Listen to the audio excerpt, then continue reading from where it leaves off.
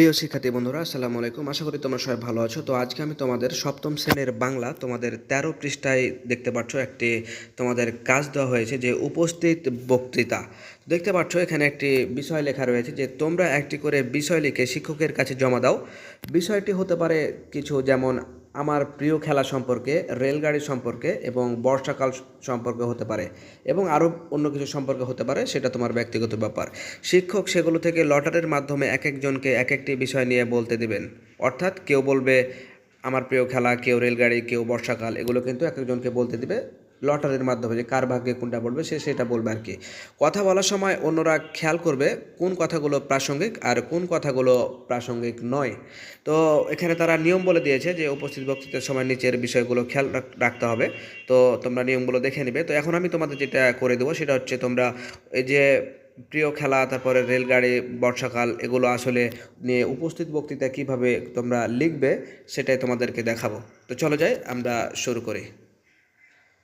তো দেখতে পাচ্ছ এখানে উপস্থিত বক্তৃতা আমার প্রিয় খেলা সম্পর্কে লেখা হয়েছে। এরপরে বর্ষাকাল সম্পর্কে লেখা থাকবে। তোমরা যার যেটা ইচ্ছা সে সেটা সুন্দর করে লিখে নেবে। তো প্রিয় শিক্ষার্থী, আমরা কিন্তু ক্লাস 1 থেকে শুরু করে ক্লাস 10 পর্যন্ত সকল শ্রেণীর সকল সাবজেক্টগুলো আমরা আপলোড করে আসছি। তোমরা চাইলেই কিন্তু সেগুলো দেখে আসতে পারো। এবং ভিডিওটি যদি তোমার সামান্য উপকার হয়, তাহলে তুমি ভিডিওটিতে একটি লাইক দিবে।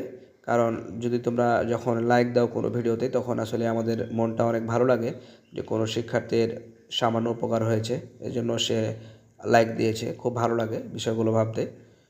এবং পরবর্তী ভিডিওগুলো যদি তোমরা সবার আগে পেতে চাও, তাহলে অবশ্যই চ্যানেলটি সাবস্ক্রাইব করে নাও। কারণ সাবস্ক্রাইব না করলে আমরা যখন ভিডিওগুলো আপলোড করব, তখন তোমরা সেগুলো সাথে সাথে পাবে না। তো দেখতে পাচ্ছ অতি যত্ন করে লিখে দেওয়া হয়েছে, তোমরা সুন্দর করে লিখে নাও।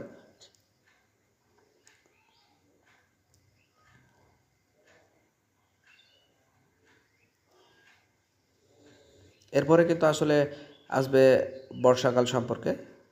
দুটো লিখে দিলাম, তোমরা সুন্দর করে এটা লিখে মুখস্থ করে নেবে।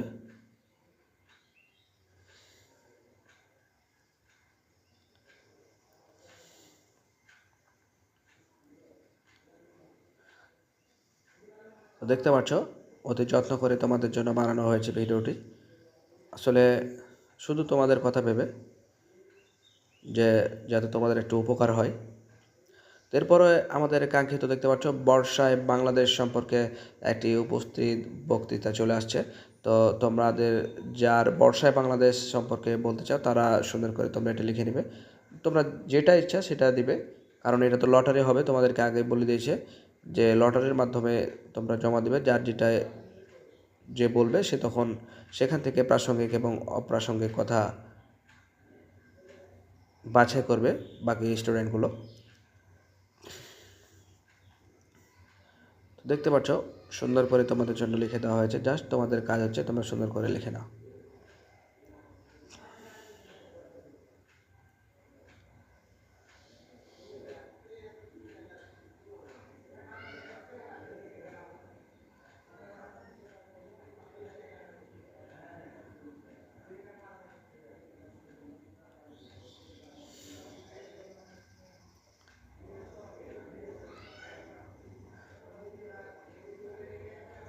তো দেখতে পাচ্ছ সব কিছু সুন্দর করে লিখে দেওয়া হয়েছে, যাতে তোমাদের কোনো সমস্যা না হয়।